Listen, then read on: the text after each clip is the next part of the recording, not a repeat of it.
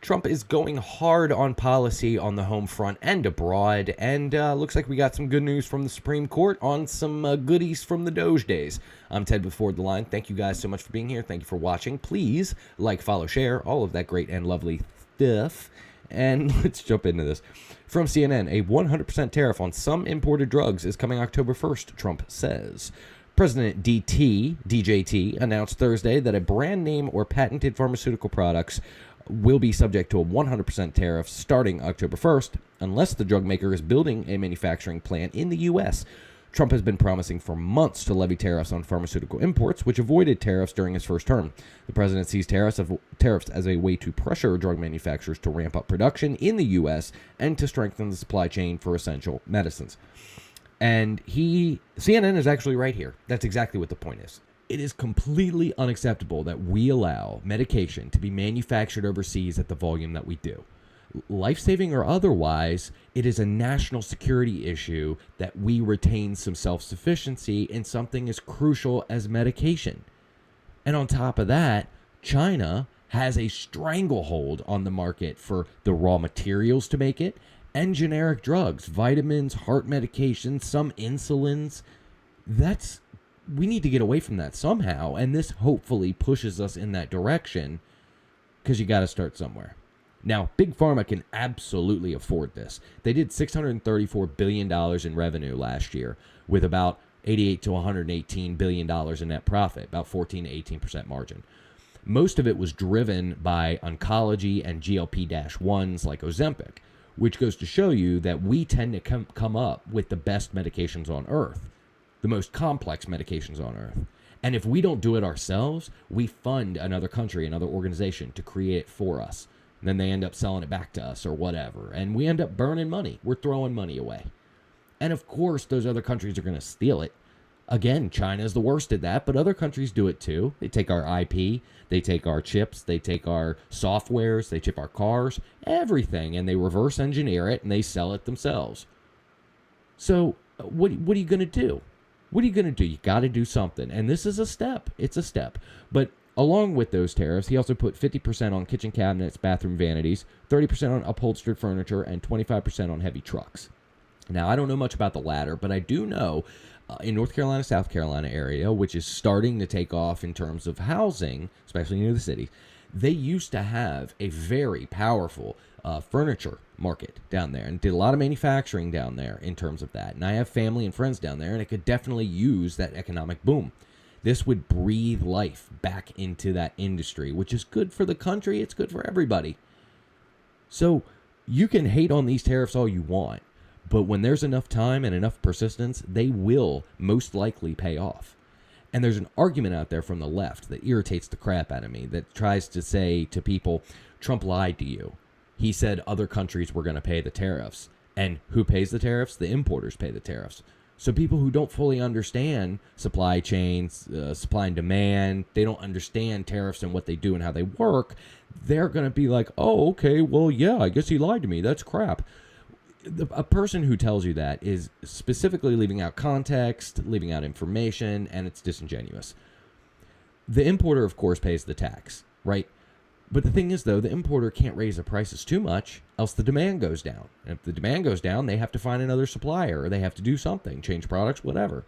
So they're going to go to the exporter, to the other country, or wherever they're getting the manufacturing from, and they're going to tell the company, you got to meet me halfway somewhere, man. I can't be doing this. I can't raise my prices. And the company's going to say, all right, yeah, we'll do what we can do. Then on top of that, you have a lot of command economies, Russia, China, etc. You have a lot of heavily government-influenced companies, a lot of socialist companies, where they're going to need help from somewhere. And by proxy, the government may actually end up helping them or risk a detriment to their GDP. So, I mean, it's not the full truth when they tell you that. But like I said, it takes time. Now, let's jump on to the next topic here because this is hilarious as well. From the Hill, cracks form among Senate Democrats as Trump threatens big shutdown layoffs. You guys have probably heard about this already. Cracks are starting to form in the Senate Democrat caucus over whether to hold the line against a 7-week clean government funding stopgap passed by the House. According to the Democrat sources who say a threat by President Trump is to lay off thousands of federal workers, and it's changing the Democrat political caucus on a shutdown. I read that all well. Okay, the Hill is biased, anyways. But what I love about this, talk about slapping your Johnson on the table and saying, "What are you gonna do? What are you gonna do?" They threaten this government shutdown stuff every single year, regardless of who's in power. It could be the Democrats in power. It could be the Republicans in power. It does not matter. They use this as political leverage to trick people into thinking, oh, no, everybody's going to be laid off. The government shutdown, that's horrific. Well, first of all, for those of you who do not know, all essential entitlements are not affected by that whatsoever. The government could shut down for months, and you'll still get your Social Security, you'll still get your Medicare, you still get Medicaid, still get a lot of benefits as well. And the people who get furloughed, that is unfortunate, and I do feel bad for them. But a lot of times when they come back, they get back pay. Not always, but it still does happen. So Trump's saying, okay, you want to play this game? I'm done playing this game. This game is stupid. We've been doing it for too long. I'm going to fire them. I'm going to fire all of them. Then what are you going to do? You're going to keep with this narrative, or are you going to get with the program? And I think it's ballsy. I think it might actually prove fruitful in the long run by eliminating this political tactic altogether. Because you're messing with people's emotions. You're messing with people's livelihoods. And yeah, of course, Trump's a prick, right? He does this type of stuff. I get it. But the overarching point is nobody should be doing that. That's using your own constituents as political fodder. And that's horrific. That's horrific. But I love this. At the end of the day, I absolutely love this. I think the Democrats will cave. I think they'll join in, because I'm sure there are, like the Hill said, there's a lot of people in there that are like, yeah, I believe him. I believe that he's going to do that.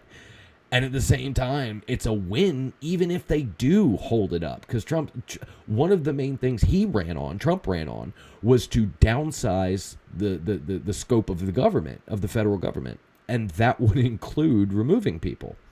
Now, I said this in an earlier episode, that it's pragmatic, it's necessary. It does, the compassionate side of me says, these people lose their jobs. That's rough, right? I think there should be an incentive. There should be a cultural, if not cultural, a push through any means you can to prompt private industry to go, okay, you guys got laid off. You guys got fired from the government. You come do interviews. Come do interviews. We'll see if you really perform well, or if you're just in a government job for the benefit and to stay there and do nothing. Which, by the way, I know plenty of people who have government jobs, and those people that I know are some of the hardest damn workers I've ever met, right? They know how to do their jobs. They do it well. So why can't we push private industry to bring them in? Come on. We could use you. If you're talented, we could use you.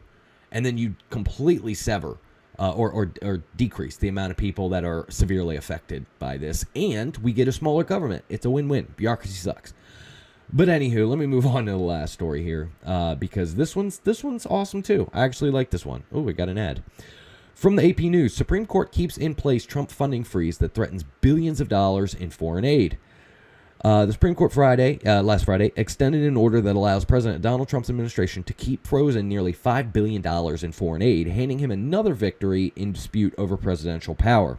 With 3 liberal justices in dissent, the court's conservative majority granted the Republican administration's emergency appeal in a case involving billions of dollars in congressionally approved aid. Trump said last month that he would not spend the money, invoking disputed authority that was last used by a president roughly 50 years ago. So, you guys have probably heard about this too. This is USAID. This is what Doja's point was. And this is a win for anybody that believes in smaller government. I don't care if you're Republican or Democrat. I don't care what side of the aisle you're on. If you think that cutting fraud, waste, abuse, and limiting the scope of the government in some form is a good thing, this is a win. So obviously Trump should have command over where money goes, or not where money goes, but how it's distributed, especially when it comes to foreign policy type things, which is what it is. USAID, its primary goal is to give money to other countries, other organizations in other countries, and try and promote, humanitarian and whatever. And we saw with Doge how radical it became in their funding. I mean, some of those things are gender studies in Pakistan. That's a real thing. They had shows television programs for kids that were woke. And I use woke as a generalized term because obviously that word is starting to die off because it has too many definitions. And when I say it, I mean like an uber leftist point of view. That's how I'm referring to the word woke. And that shouldn't be done at all. It shouldn't be. We shouldn't promote far right propaganda through giving money, and we shouldn't be promoting leftist propaganda through giving money, especially to other countries. Like, yeah, humanitarian stuff is great. I enjoy. I appreciate and I enjoy the fact that we do that as a country, and some of my money goes to help people. But when you abuse it for decades and decades and decades and decades, something has to happen. If we got to pause it, if we got to get rid of it, cool beans. We'll restructure it later. Once we get our country together, once we get all the people, and it seems like it's getting harder and harder, but once we get people to come together and meet in the middle to some extent, the fringe people push them aside. It's the regular normies. It's the regular people where we need to get together and have serious conversations. Like, look, we know you don't like Trump. We get it. He's a prick. I understand.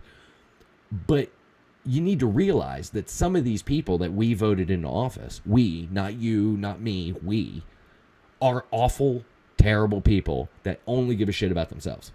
And once we meet there, then we can discuss policy. The little things, where the money goes, what it does.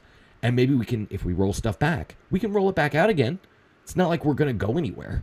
We're the best, biggest, largest, most profitable, not profitable, most money, richest country on earth. We're not going anywhere unless we collapse within ourselves. And that could be economically, that could be socially, it could be culturally, whatever. But it could happen, but I kind of doubt it. And there's a lot of normal people out there that might vote D, they might vote R. But I believe that those people can be reasoned with. So, anyways, guys, I'm going to ramble, so I'm going to cut it off there. Thank you guys so much for watching. Thank you for listening. Please like, follow, share, all of those great, lovely, awesome things. And as always, be happy, be healthy, get educated, stay motivated, forward the line.